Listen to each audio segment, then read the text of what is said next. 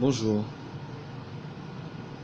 aujourd'hui j'aimerais partager avec vous un concept tout aussi pertinent que le premier que j'ai partagé dans mes précédents posts.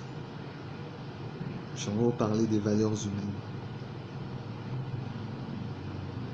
J'aimerais vous en parler parce qu'il me semble que c'est la seule réalité qui vaut la peine d'être défendue jusqu'à la mort. Les valeurs. Alors, comme entrer en matière, j'aimerais déjà que nous gardions à l'esprit que les valeurs sont toujours universelles. Si elles ne sont pas universelles, ce ne sont pas des valeurs. Alors, la valeur est attribuée de manière générale à ce qui objectivement contribue à l'amélioration des conditions de la vie, par opposition aux antivaleurs qui orientent toujours vers l'annihilation et la destruction de la vie. Dans les précédentes vidéos, autant pour moi, je présentais le caractère violent de l'expression de la nature humaine, des sentiments, des pulsions, des envies. Cette violence s'exprime dans le meilleur comme dans le pire. Et la gestion de ces expressions est proprement l'objet de cette vidéo que je suis en train de faire. De manière générale, l'expression des besoins, des sentiments et des pulsions humaines constitue le cadre de définition des valeurs humaines.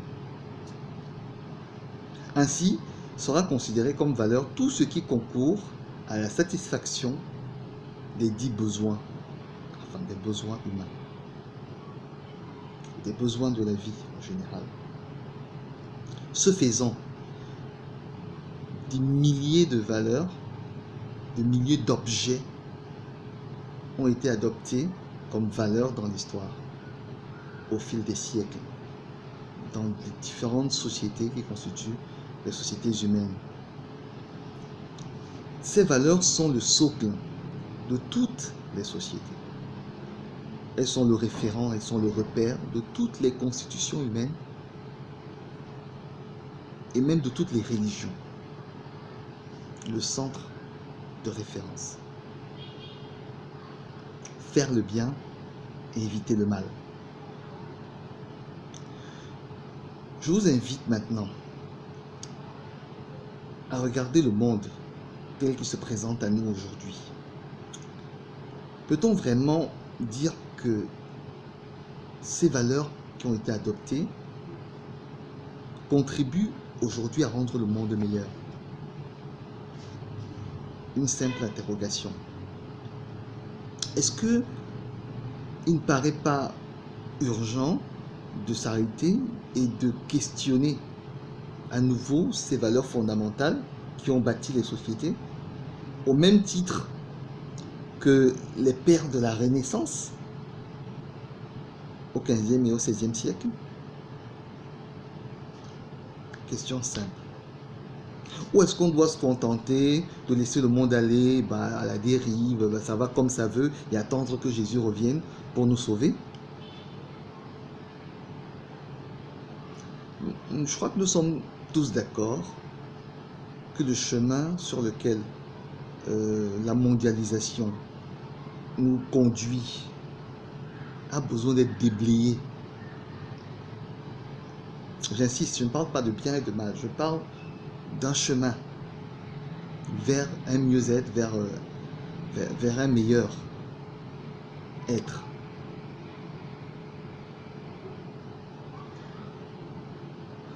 Dans mon dernier post, j'ai proposé ce chemin pour parvenir à l'éveil nécessaire pour commencer à repenser notre monde actuel. Actuellement, nous vivons et fonctionnons un peu comme des machines. On se lève, on s'apprête, on mange, on travaille, va au boulot, on rentre, on se couche, on dort. Quand on peut, on prend des vacances.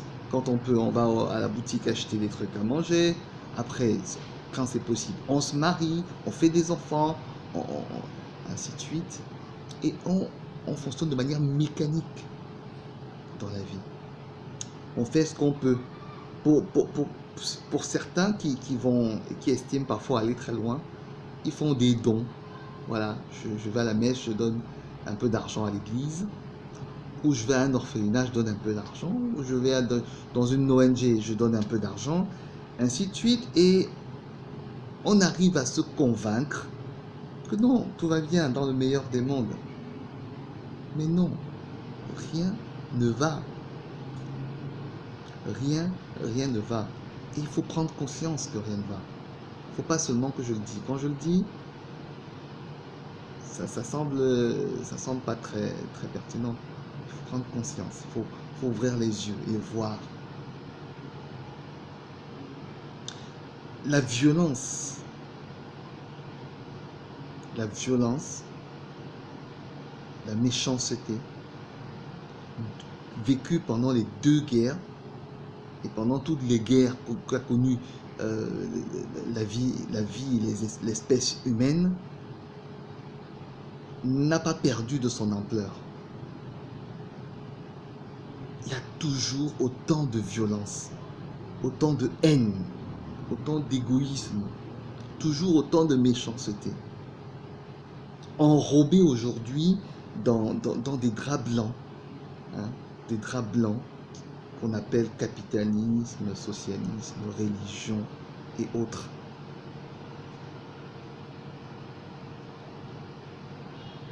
Le chemin de sainteté dont nous parlions précédemment apparaît dès lors non plus simplement comme une option, mais une nécessité.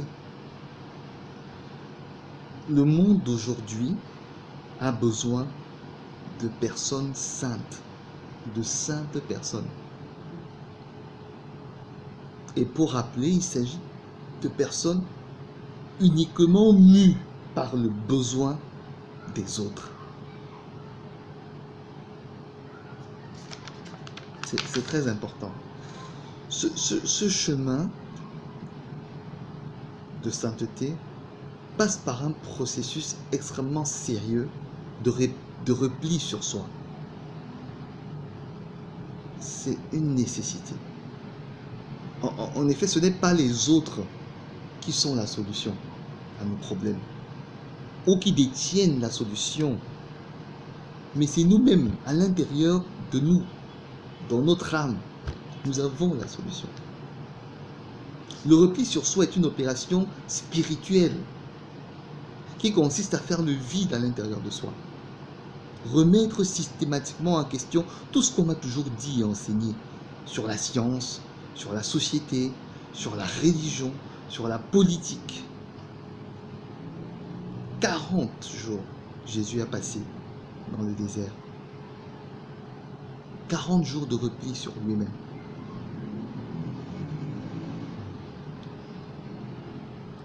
Apprendre à découvrir mes qualités, apprendre à découvrir mes défauts, apprendre à découvrir mes atouts, mes talents, sans aucun jugement, ni aucune intentionnalité. Le repli sur soi permet de rechercher et de trouver en soi les raisons de vivre et d'exister. Je ne vis pas pour les autres, même si le besoin des autres est le sens que je dois donner à ma vie, mais je ne vis pas pour les autres. Les autres ne vivent pas pour moi. Les raisons d'exister et de vivre, je dois les retrouver en moi. Le repli sur soi permet de savoir apprécier les objets et les événements, en y apportant un regard astreint de toute forme d'intentionnalité ou de passion. Un regard neuf sur les événements. Ce fruit que je mange ou que j'aime manger, est-il bon parce qu'il est sucré ou parce qu'il contient des vitamines qui sont nécessaires à ma survie?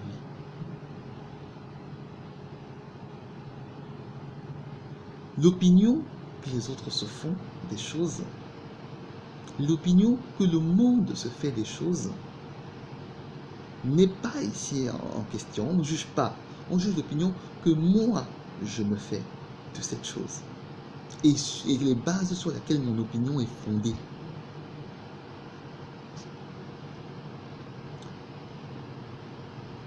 Désormais, il s'agira d'agir plus parce qu'on nous a dit ou par rapport à ce que les autres font, mais parce que c'est ce que j'ai moi-même expérimenté. Le repli sur soi-même permet d'analyser toutes les situations avec recul, d'interroger un sentiment que l'on éprouve. Pourquoi je ressens ça? Hier, je me rappelle, je me suis retrouvé en train de ressentir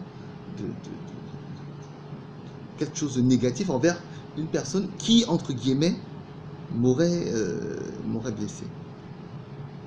Et je me suis dit, mais pourquoi? D'abord, j'ai pensé, ah ben lui, il se prend pour le centre du monde. Pourquoi est-ce que c'est ce que lui pense qui doit être important? Et après, je me suis dit, mais pourquoi je pense qu'il pense qu'il se prend pour le centre du monde? Moi aussi, en disant ça, je me prends pour le centre du monde. Interroger ses sentiments, interroger ses émotions, interroger son ressenti et se poser la question, ce que j'éprouve, est-ce que je l'éprouve dans le sens du besoin des autres? Remettre en question ces jugements précipités. Beaucoup de décisions que nous prenons sont de manière générale des décisions prises sous le coup. Prendre le temps d'analyser, d'interroger, voilà à quoi ça sert le repli de soi, le repli sur soi. Même si l'autre est dans le tort, même si les autres sont dans le tort, même si c'est moi qui ai raison. Non, mais j'ai raison, pourquoi est-ce que je dois analyser sur l'autre, si ce que l'autre dit ou ce que l'autre fait? Non, même si tu as raison, lorsque tu apprends à faire lorsque tu as fait, parce que après c'est une étape, lorsque tu as fait cette étape de repli sur soi, tu ressors, tu te rends compte que lorsqu'une personne agit envers toi et que tu estimes que c'est une façon négative, c'est une expression négative de rejet, tu commences à te poser la question, mais qu'est-ce que j'aurais pu faire ou qu'est-ce que je peux faire pour changer son regard sur moi? Non pas dans une position de jugement de l'autre, ah pourquoi il me prend comme ça, pourquoi il me regarde comme ça, pourquoi il me dit ça? Non, mais plutôt, qu'est-ce que je peux faire moi pour changer le regard que lui, il a sur moi et pour le pousser à avoir besoin de moi? Voilà le travail intérieur qui nous est exigé pour que notre monde change. Le repli sur soi permet d'analyser toutes les situations avec recul. Cet exercice doit se faire sur une période assez longue, au minimum 40 jours. Bon, pour moi, c'est simplement symbolique. Mais ça doit faire sur une période assez longue. Une fois le processus achevé, on en ressort pur, dépouillé de tout. Mais surtout, on en ressort libre. Alors là, je profite pour lancer un appel à ceux qui vivent le carême chrétien, pour leur demander, mais est-ce que ce n'est pas à ça que doit ressembler la période de jeûne et de prière? Est-ce que ce n'est pas proche de ce repli sur soi que le monde a tant besoin? J'ai vécu personnellement pendant beaucoup d'années l'expérience de carême. Chaque année on renouvelle, on recommence, sans savoir avec précision, est-ce que j'ai avancé? Est-ce que j'ai reculé? Est-ce que je me suis amélioré? Est-ce que j'ai amélioré le monde, mon entourage? Est-ce que mes proches sont différents à cause du travail que j'ai fait? Est-ce que moi-même je suis différent? Ou est-ce que, bah écoute, on dit de faire, je fais, on dit de monter, je monte, on dit de descendre, je descends? Non. On doit faire ce travail de sortir de l'animalité, de la moutonnerie. C'est justement à cause de cette liberté que l'on obtient que l'on obtient au sortir de cet exercice de repli sur soi, que nous parviendrons à appréhender le monde, non pas tel qu'il a été dessiné par nos aînés, mais tel qu'il a été dessiné dans notre cœur par le Créateur. J'aime toujours garder à l'image que lorsque Dieu crée un tout petit être, un nouvel être, parce que je vous promets que nous sommes tous différents et uniques en notre genre, toute personne créée par Dieu est unique. Il met en cette personne une graine, un modèle du monde tel qu'il serait meilleur et mieux pour tous. Les chrétiens appellent ça le royaume de Dieu. Mais aussi, il met en notre cœur le désir, les désirs, les pulsions, les envies, mais pour qu'il nous motive à rechercher ce royaume, pas pour qu'il nous motive à rester dans ses envies et ses égoïsmes. Parce qu'il faut comprendre que ces sentiments, je l'ai dit précédemment, ces sentiments, ces pulsions de vie, ces pulsions de mort, ont pour seul objectif de nous pousser à la construction du royaume. Ce sont des outils très, très nécessaires. Mais si on y reste, mon pain, ma nourriture, ma voiture, mon chien, ma maison, on meurt comme dans un... Vous voyez, ceux qui ont connu un peu l'œuvre de Platon, et surtout sa fameuse rhétorique sur le mythe de la caverne, ils le savent très bien. Vous savez, Platon, c'est 600 ans avant Jésus-Christ. Il avait déjà compris que beaucoup de personnes, et pas beaucoup, beaucoup de personnes, la majorité des personnes, vivent dans une grotte, le dos tourné vers la porte. Et en voyant leurs ombres bouger, ils croient que c'est la réalité. Et on se complaît en vivant avec les ombres. Et on se complaît dans nos petites pulsions. Ben écoute, je me suis pris une nouvelle femme, tu sais. Je me suis pris une nouvelle... Mais c'est limiter la vie. C'est fermer l'optique de la vie. C'est s'arrêter de vivre. On ne vit pas parce qu'on a acheté une nouvelle maison ou construit une nouvelle maison ou parce qu'on a augmenté son compte en banque. On vit parce qu'on se sert de ce que Dieu nous a donné pour fabriquer le monde.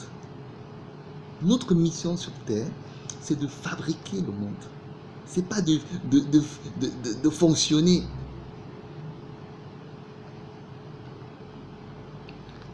Le repli sur soi nous aidera à parvenir, nous aidera à faire face aux pulsions primaires de la vie et de la mort, aux sentiments de colère, de haine, de jalousie, d'envie, de luxure, de gourmandise, avec un nouveau regard, avec de nouvelles perspectives. Une fois que je ressens un sentiment, je me pose la question vers où je peux orienter ce sentiment.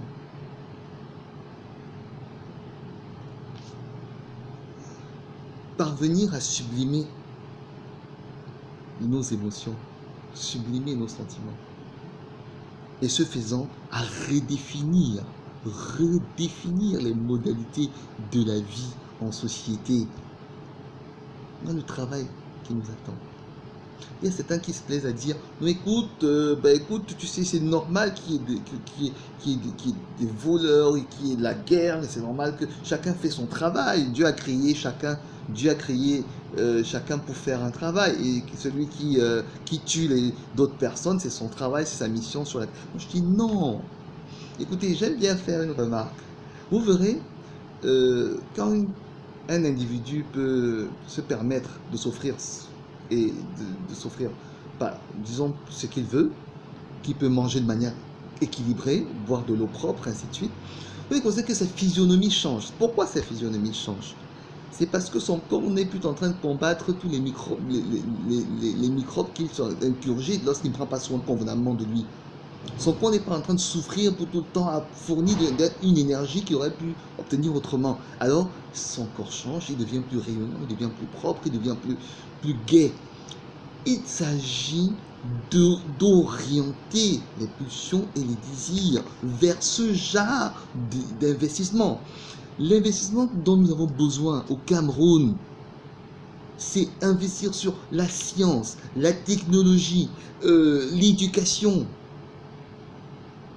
Comprenez bien, il faut savoir que nous avons une mission très importante de transformer le monde. Et cette transformation, ce n'est pas en nous autodétruisant que nous allons y parvenir.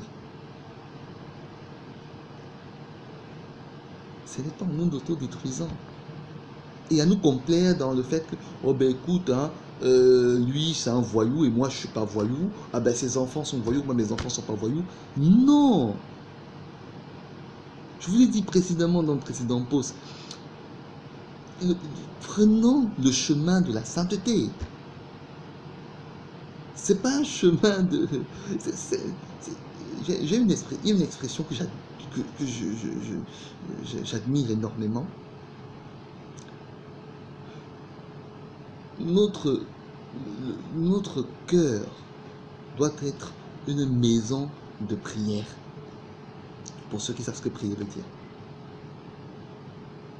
Notre cœur doit être une maison de prière. Pas les temples construits avec des morceaux de pierre. Notre cœur, une maison de prière.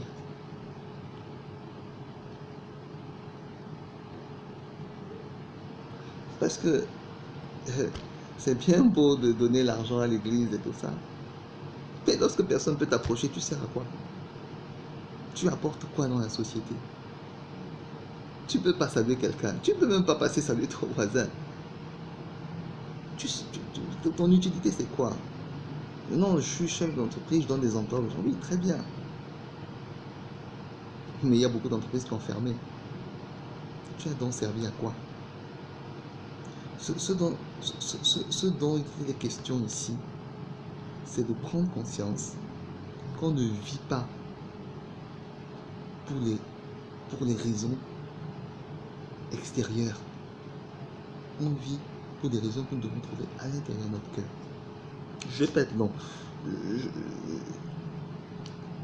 Le repli sur soi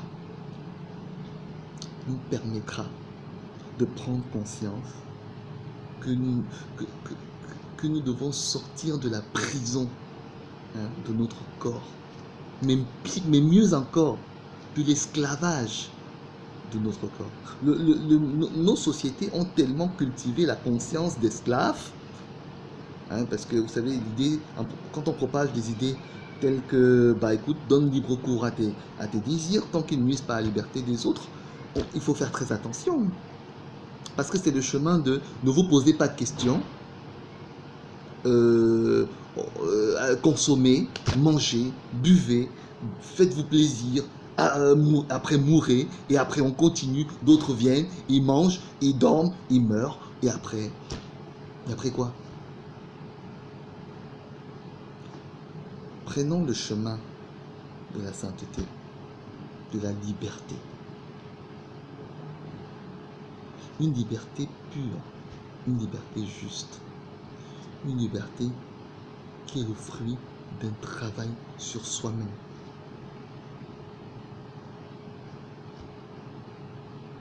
Une liberté qui est le fruit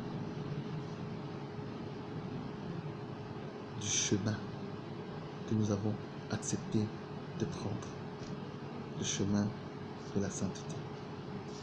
Merci.